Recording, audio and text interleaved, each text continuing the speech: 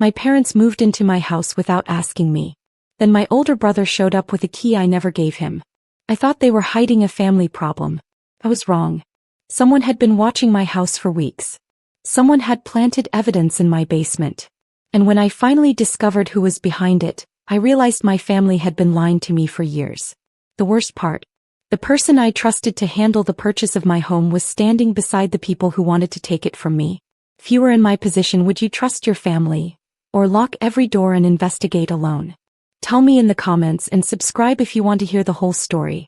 The first sign that my parents had moved into my house was not the suitcases in my hallway. It was my blue ceramic key bowl sitting in the wrong place. My mother, Ione Stavrou, was standing at my stove as if she had lived there for years. My father, Petros, was unpacking plates from a cardboard box. 4 suitcases were lined against the dining room wall. "Mom," I said slowly. "What is this?" She turned with a smile that made me suspicious. "Selena, you're home. I can see that. My name is Selena Stavrou. I was 34, worked as a residential designer, and had spent 3 years paying for this house without asking my parents or my older brother for $1. The house stood on Alder Street in Port Alder, a coastal neighborhood of narrow roads, renovated stone homes and small businesses near the harbor. I had bought it after my Aunt Eleni left me enough money for a deposit.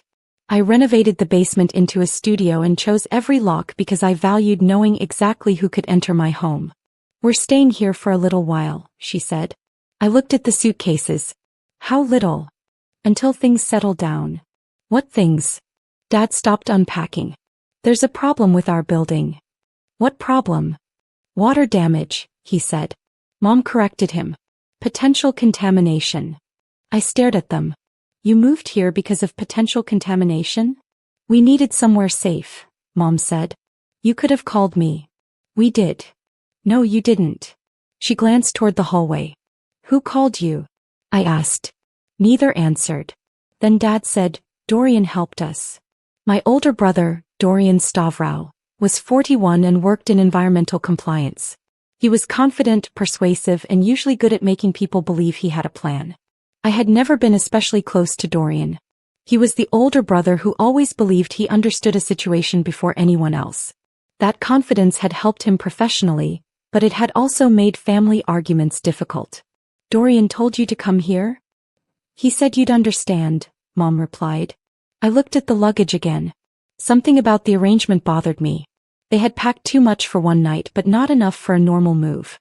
It looked planned without looking permanent. "Did he tell you that you needed my permission?" Dad looked uncomfortable. Mom reached for a dish towel. "Don't make this difficult, Selena. This is my home." "We know." "Then why are your belongings here?" "We had nowhere else to go tonight." "One night," I said. "Tomorrow we figure something out." That evening I noticed Dad had a key to my front door. I stared at it. "Where did you get that?" "She gave it to me," he said, pointing at Mom. "She didn't." Mom's face tightened. "Dorian made a copy." My heart skipped. "Dorian has a key?" "He said you gave him permission." "I didn't." Dad shrugged. "Maybe you forgot. I changed the lock 6 months ago." Nobody spoke. Later that night at 1:17 a.m., I heard the garage door open. Footsteps moved through the hallway. I sat up. Dorian appeared in my bedroom doorway wearing a dark jacket and carrying a black equipment case. "You're awake," he said. "You're in my house." "I know." "What are you doing here?" "I need to check something." I looked at the case. "What?" "Equipment." "That doesn't answer me." He stepped closer. "Your parents need to stay here." "No. Selena. They can stay tonight because they're scared. This isn't becoming permanent." His expression stayed calm. "You don't understand what's happening." "Then explain it." "I can't. You broke into my house at 1 in the morning with a mystery box and you're telling me I don't understand?" "I didn't break in." "Then why did you use a key I never gave you?" Then he said, "Tomorrow someone is going to make you an offer for this house." I frowned. "What?" "Don't sign anything." "Who?" "You'll know when it arrives." He walked away. He stopped at the basement door. For the first time he looked worried. Because of what's underneath it. Then he left. I followed him downstairs and stopped at the basement door. Dorian, what is underneath my house? He kept his hand on the doorknob. Something someone has spent a long time trying to hide. Who? He looked at me. That's what I'm trying to find out. I didn't sleep. The next morning my phone buzzed. An email. The subject line read, Property Acquisition Proposal. I opened it. The company offered me nearly 3 times what my house was worth. Then I looked at the sender.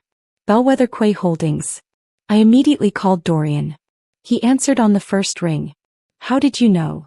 Because I told you it was coming. You knew who they were? Yes. And you knew they'd offer me money? Yes. Then tell me why. I can't do that over the phone. Try. He paused. Go to the municipal archive. What? Ask for the groundwater records for Alder Street. Dorian, what are you talking about? Don't tell Mom or Dad where you're going. The line went dead. I asked for groundwater records and was directed to an archivist named Mireya Quill. When I told her my address, she stopped turning pages. She studied me. Mireya pulled a large municipal map from a drawer and spread it across the table. My house was marked in red. A line extended beneath it toward the harbor. An old groundwater monitoring corridor. Someone reopened the file last year. Mireya looked at me carefully. Mireya's expression changed. I drove home immediately. My parents were gone. The house was silent. I went downstairs and found the basement door unlocked. Inside, a small green light blinked beneath the kitchen sink. I had never seen the device before. I crouched and touched it. A wire disappeared through the wall. Then I heard the front door open upstairs. Someone had come back. I switched off the basement light and stayed. I stayed still. The man above me waited. Then he opened a drawer. I recognized that drawer. It held my spare batteries, measuring tape, and old receipts. Nobody had a reason to be searching it at 8 in the morning. Selena, he called. We can do this the easy way. I stepped out. He stood in my kitchen wearing a gray municipal contractor's jacket. He was about 50, broad-shouldered, with a clipped beard and badge. Who are you? Gideon Voss. Get out. He smiled. I expected you to be more cooperative. Show me your identification. He held up the badge. I photographed it. His smile disappeared. You shouldn't be documenting this. That sounds like something a legitimate inspector would never say. He moved toward the door. Your property is connected to an environmental review. Then send me an official notice. We tried. No. He glanced toward the basement. You found the sensor. What sensor? He realized his mistake and walked out. I locked the door behind him and called Dorian. You knew about Gideon Voss? Yes. You knew he was going to enter my house? No. He was already inside. Silence. Dorian. I'll be there. Don't. I need to see what he touched. You're not coming into my house. He paused. Then don't let me in. But listen to me. I waited. Gideon isn't a city inspector. Who is he? Someone working for Bellwether. 2 hours later, I met Dorian at a cafe near the harbor. He arrived with the same black equipment case. Leave that closed. He sat. Did Gideon threaten you? He told me someone was already inside. Dorian's jaw tightened. That means they know you found the monitoring equipment. Why is there monitoring equipment in my house? Because your basement sits above an old access shaft. You said something was hidden underneath. I didn't know exactly what. You've known about this longer than you're admitting. I've known for 6 months. That answer made me angry. Why didn't you tell me? I wasn't sure who was involved. You decided I was safer knowing nothing? I thought you were safer not knowing. That isn't protection, Dorian. That's control. He opened the equipment case. Inside was a laptop, 2 sensors, and several sealed envelopes. I found these in the municipal database. He slid one toward me. It was an old property map. My address was highlighted. A line extended beneath it toward the harbor. Your aunt knew. Knew what? That the monitoring corridor ran under this house. I stared at the map. My aunt never mentioned it. She may not have known. Dorian pointed to another document. The city closed the monitoring program in 1996. Then why does Bellwether care? Because the closure was never completed. He showed me a second map. A thin line extended from my basement to the harbor. Someone has been accessing the old system. Who? We don't know. I looked at him. You said someone was manipulating groundwater readings. Could Bellwether be doing that? Possibly. Could you? His eyes narrowed. You think I planted this? I think you're the only person I know who understands environmental monitoring. Fair question, he said. Then he handed me a report. The official city reading showed safe contamination levels. The private laboratory results showed dangerous levels. Both samples had been collected on the same date. Which one is real? We don't know. Then why is Bellwether offering me 3 times market value? They need your property before anyone compares the records. My phone vibrated. Don't come home yet. I stared at it. Then another message arrived. Dad found something in the basement. I stood. We drove back separately. When I reached the house, my parents were sitting at the kitchen table. Dad looked pale. What happened? He pointed toward the basement. I found a door. I looked at Dorian. You knew. No. Dad led us downstairs. Behind storage boxes was a narrow metal door concealed by a wooden panel. Dad touched the handle. This was here when I worked at the harbor. You knew about this? I knew there was supposed to be an access point. I didn't know it remained. Dorian crouched beside the lock. It has been opened recently. There were fresh scratches around the metal. I felt my anger returning. Who has been down there? Nobody answered. Dorian pulled out a flashlight. I'll go first. No. I took the flashlight from him. This is my house. We opened the door. A concrete stairwell descended beneath the foundation. The air smelled of damp concrete. At the bottom was a small chamber with pipes along one wall and an old control panel. The dust had been disturbed. Someone had been there recently. On a metal shelf sat 3 plastic containers. Each had a date written on it. The newest date was yesterday. I reached for my phone. Don't touch them, Dorian said. Why? They could be environmental samples. Touching them could compromise evidence. Then what are they doing here? Dorian examined the labels. His face changed. These aren't from your house. What? The chemical markers don't match this district. He reached for a scanner. Before he could use it, the lights went out. My mother screamed upstairs. Then we heard the basement door slam. Dorian grabbed my arm. Stay here. No. He ran up the stairs. I followed. We reached the kitchen and found the back door open. Dad was standing beside it. I heard someone leave. On the floor was an envelope. My name was written across it. I opened it. Inside was a photograph. It showed my house from across the street. On the back someone had written, "Stop asking questions or your parents will be next." Dorian took the photograph. This is no longer about selling the house. I looked at him. What is it about? He stared at the photograph. Then he whispered, "Someone wants whatever is under this house badly enough to threaten your family." Then Dad spoke. No. We turned. He was staring at the photograph. His face had gone completely white. I know who took that picture. My father said a name I had not heard in years. Orlon Vey. I had heard the name Orlon Vey only once before. Now, standing in my kitchen with a threatening photograph in my hand, I looked at my father. Who is Orlon Vey? Dad didn't answer. Mom did. He was your father's boss. Dorian turned toward him. At the harbor? Dad nodded. You said he retired years ago, I said. He did. Then why would he photograph my house? Dad rubbed both hands over his face. Because he knows what this property is connected to. That answer gave me more questions than it answered. I pulled out a chair. Everyone sits down. Nobody leaves until someone tells me the truth. Dorian remained standing. Selena. No. You have been telling me half-truths since you arrived. Dad knows something. Mom knows something. And apparently some man named Orlon Vey knows something about my house.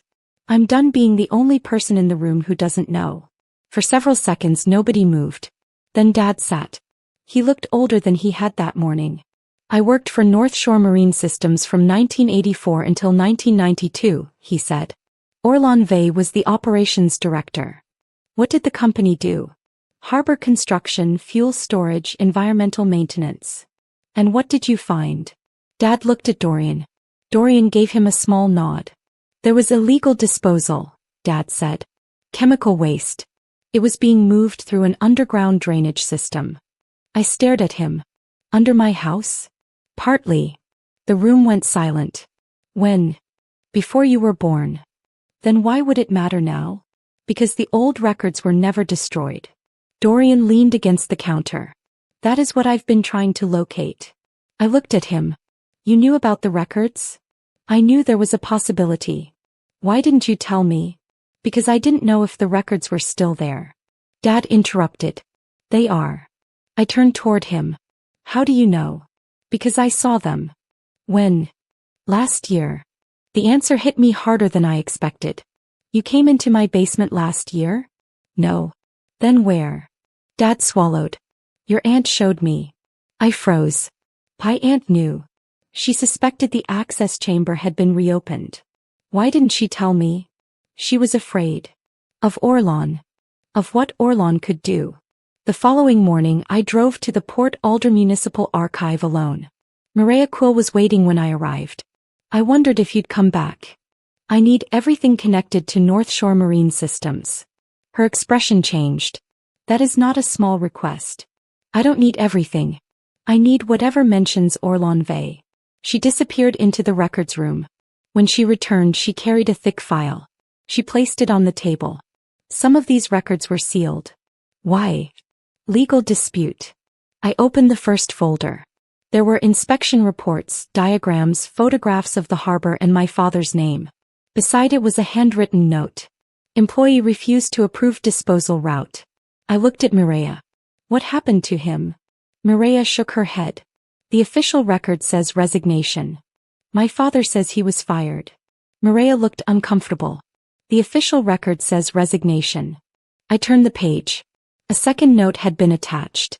Employee removed original documentation before departure. My pulse quickened. Removed it where? Mireya looked at me. That is what we don't know. Then she found another document. A property survey from 1989. The underground corridor passed directly beneath the land that would later become my house. But there was a second marking. A storage chamber. Not a monitoring chamber. A storage chamber. Called Dad. Did you remove records from North Shore? He didn't answer immediately. Dad. Yes. What did you do with them? His voice became quiet. I hid them. Where? I can't tell you over the phone. Why? Because I think someone is listening. I looked around the archive. Then tell me in person. No. Dad. You need to leave Port Alder. That was the last thing he said before hanging up. I drove home faster than I should have. My parents were gone. Their bags were still there. Their phones were on the kitchen table. I called both of them. No answer. Then I noticed something on the floor beneath the dining table. A small brass key. I picked it up. A number had been stamped into the metal. Dorian arrived 10 minutes later. When he saw the key, he stopped. Where did you get that? From the floor. He took it. This is a harbor locker key. How do you know? Because I've seen these before. Where? He looked at me.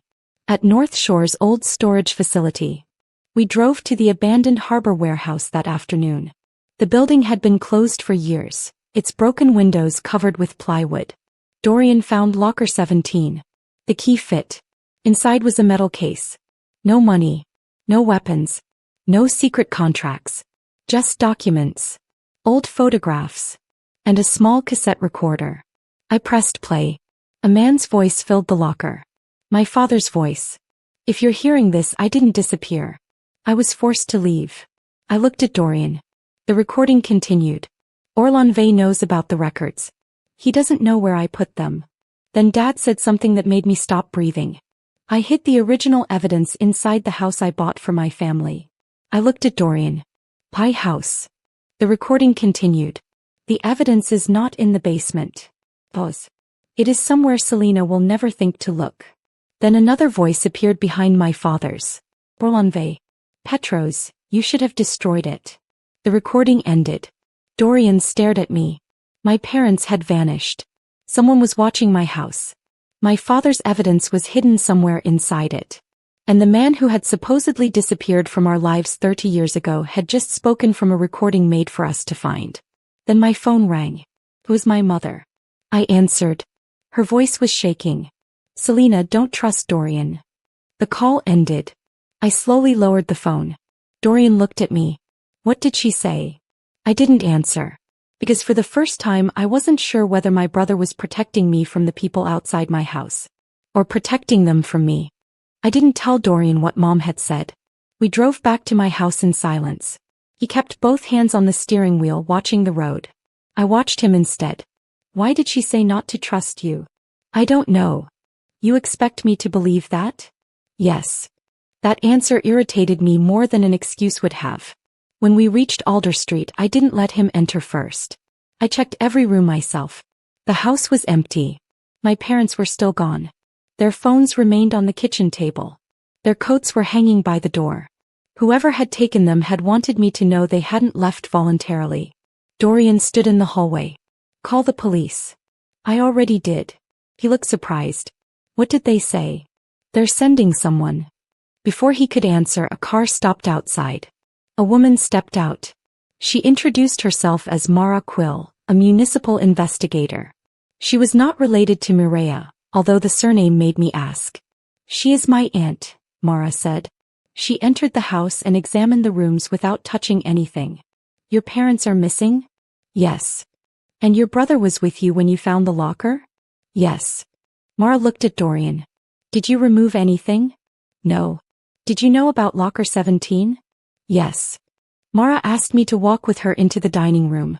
Your brother says he has been investigating Bellwether for 6 months. Do you believe him?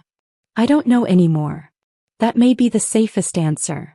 She showed me a photograph taken 2 weeks earlier. My parents stood beside their car outside their apartment. A black sedan was parked across the street. Do you recognize it? No. The driver is Gideon Voss. I looked at the photograph again. So he was watching them before they moved in. Yes. Mara placed another file on the table. This property has been targeted before. Inside were 3 purchase offers made to my aunt. Each came from a different company, but all were connected to Bellwether. My aunt rejected them. Every time. I turned another page. A handwritten instruction had been attached to an old acquisition proposal. Seller must not be informed of subsurface access. Why would they care if I knew? Because the underground corridor could restrict development. So they needed me to sell before the city discovered it. Exactly. The offer I had received suddenly looked different. 3 times the market value wasn't generosity. It was a deadline. Mara looked toward the basement. Your brother believes the original records are still inside the house. He said that. Then don't search alone. I did anyway. That night I went downstairs with a flashlight. I searched cabinets, storage boxes, shelves, and every space behind the electrical panel. Nothing. Then I remembered Dad's recording. The evidence was somewhere I would never think to look. I stood in my studio and examined the room again. Desk. Bookshelves. Drafting table. My aunt's old furniture. Then I looked at the fireplace. It had never worked properly. During renovation I had wanted to remove it. Aunt Eleni had stopped me. Leave that wall alone, she had said. I pulled away the wooden grate. Behind it was a narrow metal compartment. Inside sat a sealed envelope. There were photographs of North Shore workers dumping chemical drums near the harbor, signed payment records, and a list of names. Borlanve. 2 municipal officials. A Bellwether executive. Then I saw the final name. Petros Stavrow. My father. I sat on the basement floor. For years I had believed Dad had refused to participate. One page contained his signature beneath a payment authorization. I heard footsteps above me. Selena. Dorian. I shoved the documents into my bag. He came downstairs. What did you find? Nothing. You're lying. So are you. I held up the page. Why is Dad's name here? Dorian's face drained of color. I've never seen this. You expect me to believe that? Yes. Why would Dad receive money from Orlon? I don't know. Then find out. He looked at the evidence again. This could be forged. Everything seems to be forged around my family. He stared at me. Selena, there's something I haven't told you. I waited. My investigation wasn't about Bellwether originally. What was it about? Your father.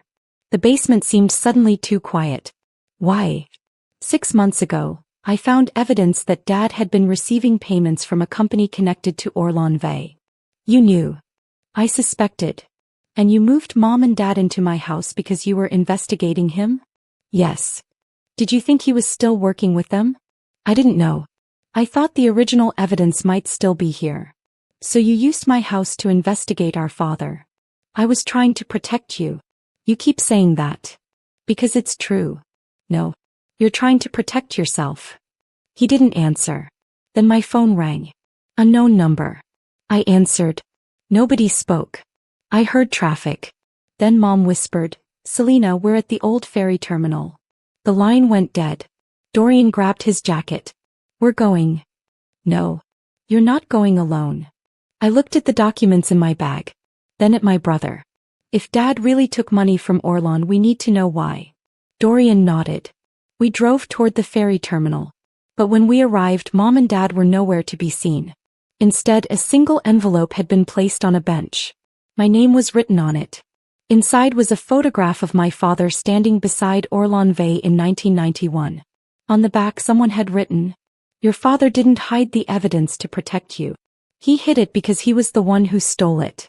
I read the message twice. Then Dorian looked over my shoulder. He whispered, That's impossible. Behind us, a car engine started. We turned.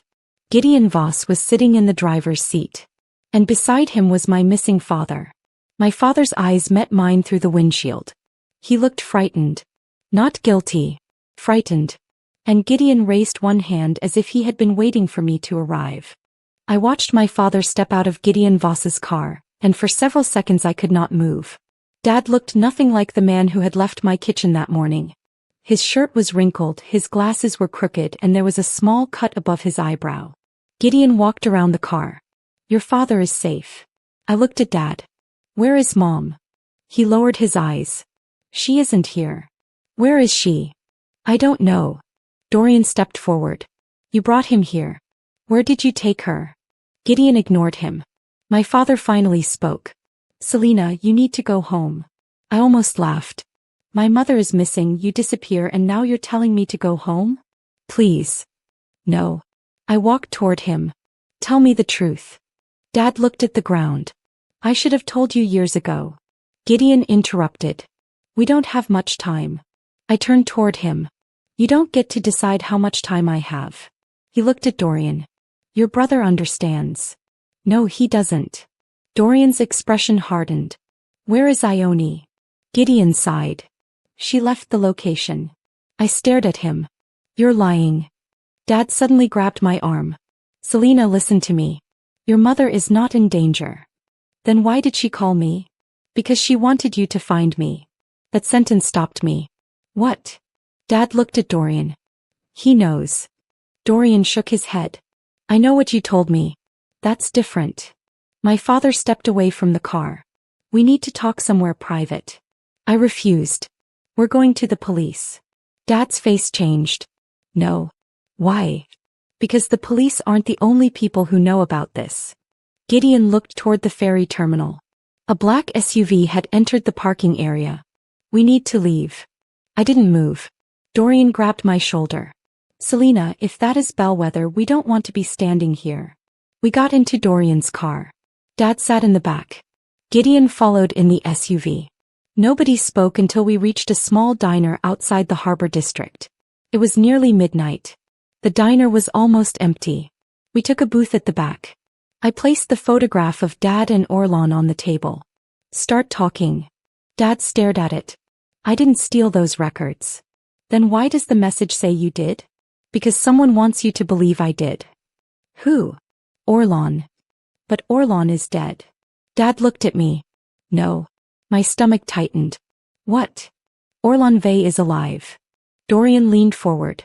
That isn't possible. I saw him 3 months ago. Where? Port Alder. I looked at Dad. Why didn't you tell us? Because he came to me first.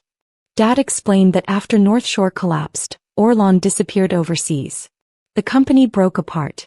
Several executives were investigated, but the original disposal records vanished. Orlan had spent decades avoiding prosecution. Then last year he returned. He wanted the records, Dad said.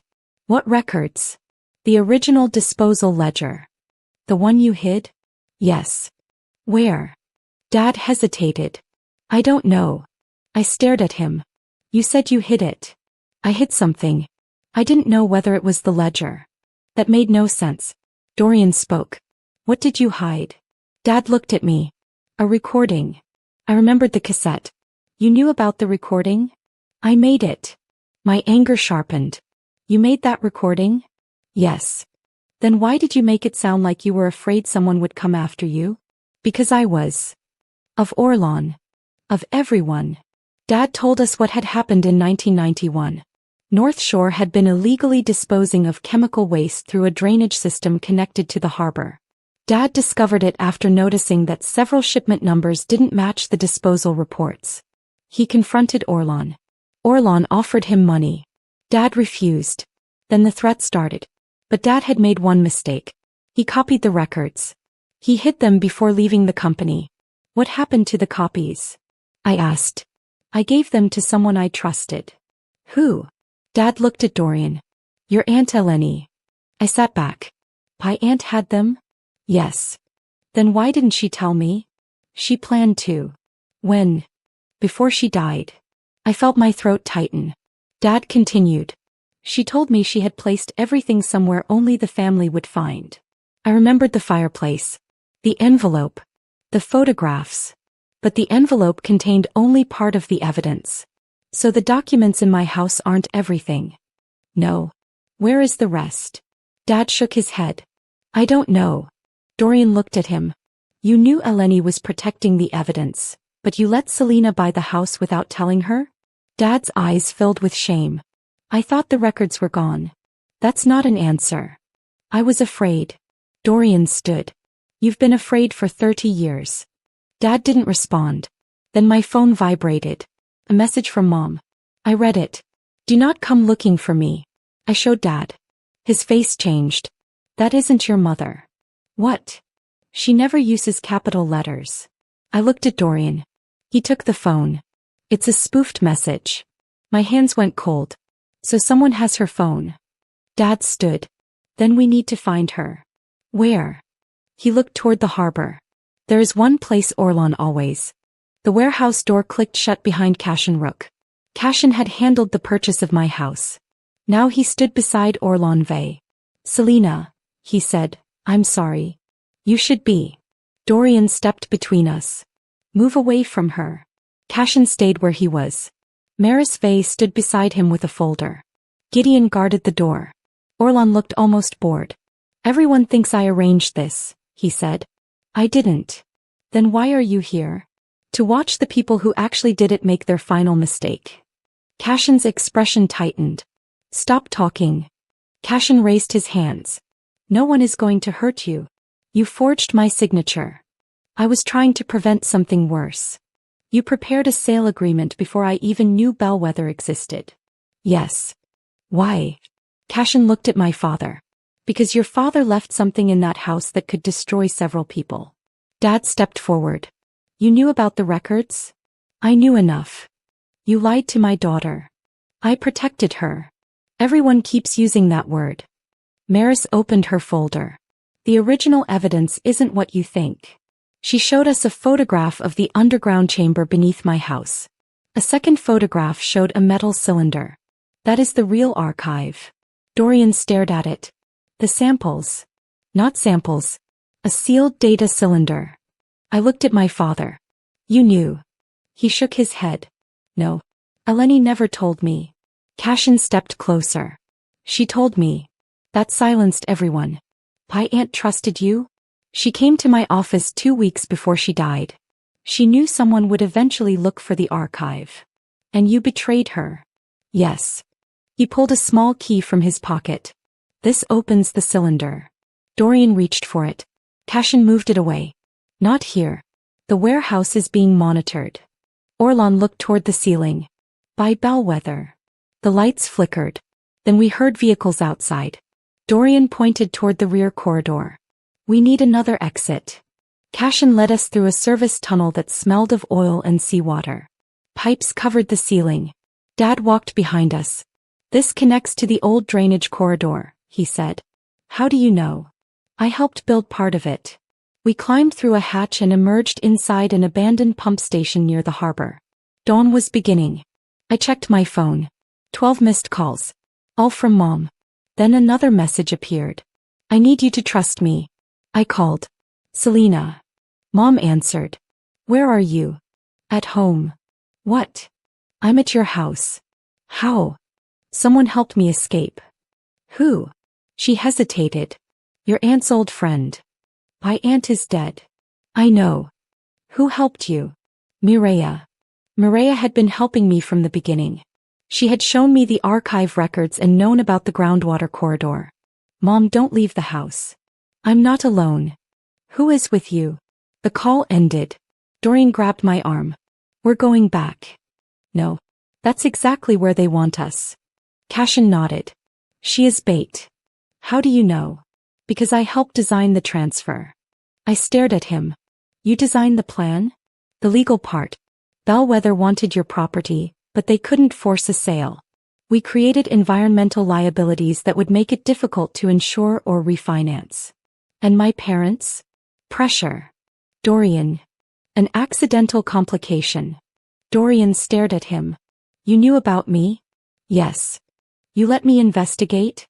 We thought you were working for another party. Dorian gave a bitter laugh. So everyone thought everyone else was the enemy. Exactly. I looked at Orlan. And you? I wanted the evidence destroyed. Why? He finally answered. Because it proves I was involved. You were responsible for the dumping. Yes. Dad stared at him. I knew it. You knew enough to stop me. I tried. You ran. Dad's face tightened. I saved the records. You saved yourself. We returned to my house through the rear garden. The front door was open. Mom ran toward me. I hugged her. Then she pulled away. Selena, we have to leave. Why? She pointed toward the basement.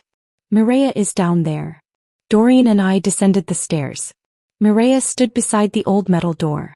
Gideon was behind her. He had a gun. Put the key down, I said. Mireya looked at me. You were never supposed to find this. Who are you working for?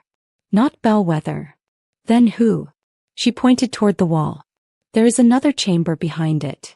Dorian moved toward the bricks. I stopped him. Mireya spoke quietly. Your aunt didn't hide the archive from Orlan. She looked at my father. She hid it from your father.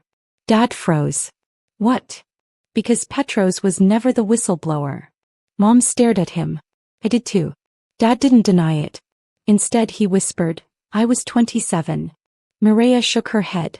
You helped Orlan create the disposal route. Dad's face collapsed. I felt something inside me change. All night I had believed my father was a frightened man protecting stolen evidence. Now I was looking at someone who had helped create the crime. Then Dad said, I didn't hide the evidence because I was guilty. He looked directly at me. I hid it because Eleni discovered who actually ordered the dumping. Who? Dad pointed at Cashin. Cashin stepped backward. No. Dad's voice shook. It was his father. The basement went silent. Cashin looked at me. Then at Orlan. For the first time that night Orlan looked genuinely afraid. And I realized the evidence beneath my house wasn't just capable of destroying one family. It could expose a chain of people who had protected each other for decades. But there was still one question I couldn't ignore. If my aunt had hidden the archive from my father, why had she left the key with the one man who had helped cover it up? Cashin looked at me. I know what you're thinking. What? The key isn't for the cylinder. He reached into his jacket. It opens the room where Eleni hid the real evidence. Then the basement lights went out.